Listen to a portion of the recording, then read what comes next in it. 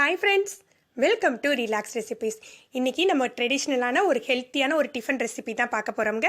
இது குழந்தைகள்ல இருந்து பெரியவங்க வரைக்கும் எல்லாத்துக்குமே சத்து நிறைஞ்சதா இருக்கும். இது வெந்தய கூழ் அல்லது வெந்தய களி அப்படின்னு சொல்லுவாங்க.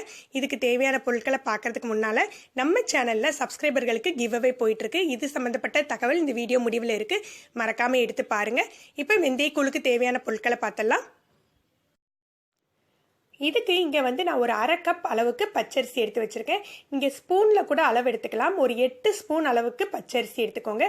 எதுக்காக ஸ்பூனில் அளவு சொல்கிறேன் அப்படின்னா இது ரொம்பவே கணிசமாக இருக்கும். அதனால் ஸ்பூனில் எடுத்துக்கிட்டாலே உங்களுக்கு கரெக்டாக இருக்கும். 8 ஸ்பூன் பச்சரிசிக்கு 4 ஸ்பூன் வெந்தயம் எடுத்துக்கோங்க. 3 ஸ்பூன் உளுந்து. 8 ஸ்பூன் அரிசி, 4 ஸ்பூன் வெந்தயம், 3 ஸ்பூன் உளுந்து எடுத்து வச்சுருக்கேன். இதுக்கு ஒரு 300 கிராம்லேருந்து 400 கிராம் வரைக்கும் கருப்பட்டி தேவைப்படுங்க. இதுக்கு நம்ம கருப்பட்டி சேர்த்து தான் செய்ய போகிறோம். வெல்லம் சேர்க்க போகிறதில்ல, சர்க்கரையும் சேர்க்க போகிறதில்ல. இப்போ நம்ம இதெல்லாம் ஊற வச்சிடலாம்.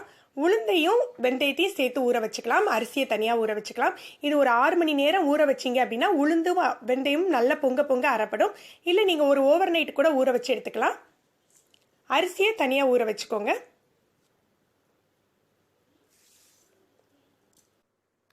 இதுக்கு வெள்ளை உளுந்துக்கு பதிலாக நீங்கள் கருப்பு உளுந்து கூட யூஸ் பண்ணலாங்க. கருப்பு உளுந்து யூஸ் பண்ணுறதா இருந்தால் இந்த அளவுக்கு ஊற வைக்க வேண்டியதில்லை. கருப்பட்டியை நல்லா கொதிக்கிற வெந்நீரில் போட்டு கரைச்சி எடுத்து வச்சுக்கலாம். இப்போ ஒரு நாள் ஃபுல்லாக ஊறிடுச்சு. நைட்டு ஊற போட்டு காலையில் எடுத்து வச்சுருக்கேங்க. இது ரெண்டையும் தனித்தனியாக அரைச்சிக்க போகிறோம். உளுந்தையும் வெந்தயத்தையும் நல்லா பொங்க பொங்க தண்ணி விட்டு அரைச்சிக்கோங்க. அத்தோட பச்சரிசியை நல்லா மையாக அரைச்சி சேர்த்துக்கோங்க. நல்லா தண்ணி விட்டு அரைச்சிக்கலாங்க. நம்ம கிரைண்டரில் தான் அரைக்கணும் அப்படின்னு இல்லை, மிக்சியில் கூட அரைச்சிக்கலாம்.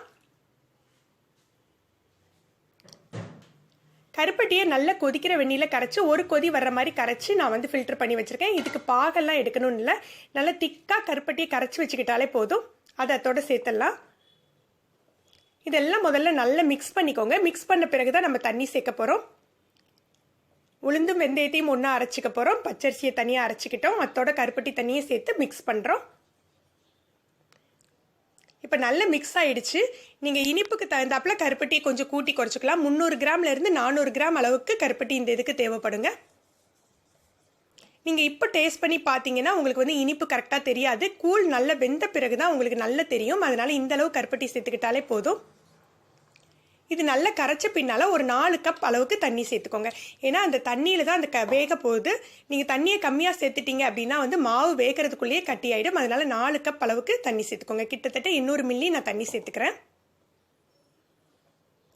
தண்ணி சேர்த்து நல்லா கட்டி இல்லாமல் கரைச்சி எடுத்துக்கலாம்.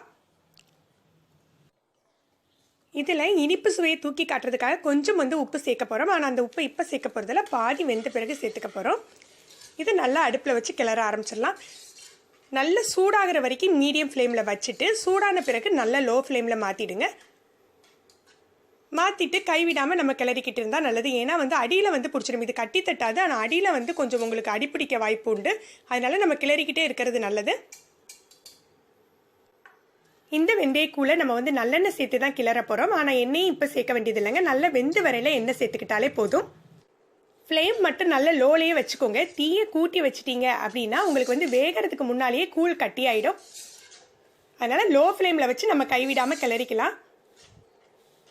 இப்போ நிறைய பிள்ளைங்களை, ஸ்கூல் போகிற பிள்ளைங்க பார்த்தீங்கன்னா வயிறு வலினால அவதிப்படுறாங்க. அது எதனால அப்படின்னே நமக்கு தெரிய மாட்டேங்குது. ஃபுட்டுனால இருக்கலாம், கிளைமேட்னால இருக்கலாம் அப்படின்னு நினைக்கிறோம்.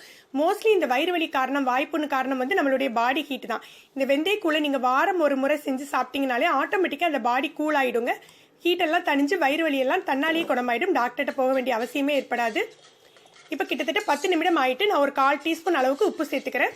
1/4 டீஸ்பூன்லேருந்து அரை டீஸ்பூன் சேர்த்துக்கோங்க. அந்த இனிப்பு சுவையை தூக்கி கொடுக்கறதுக்கு தான் உப்பு சேர்த்துக்கிறோம்.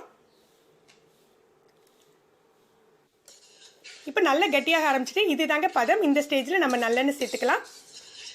எண்ணெய் நம்ம விருப்பம் போல் சேர்த்துக்கலாங்க. சில பேர் எண்ணெய் அதிகமாக வேண்டாம்னு நினைக்கிறவங்க கம்மியாக சேர்த்துக்கோங்க.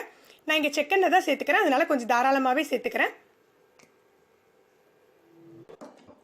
எண்ணெய் சேர்த்து ஒரு 2 நிமிடம் கிளறிட்டு நம்ம இறக்கிடலாம்.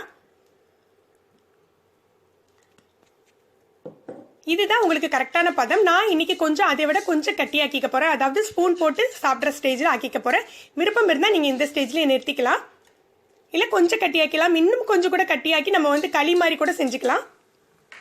இப்போ வெந்துட்டா அப்படின்னு உங்களுக்கு பார்க்க தெரியலை அப்படின்னா நீங்கள் எப்படி பார்த்துக்கலாம் அப்படின்னா நீங்கள் தண்ணியை விரல்களில் தண்ணியை வச்சு தொட்டுட்டு நீங்கள் இந்த மாதிரி தொட்டு பார்த்தீங்க, கூழை தொட்டு பார்த்தீங்க அப்படின்னா உங்கள் கையில் ஒட்டாமல் வரும்.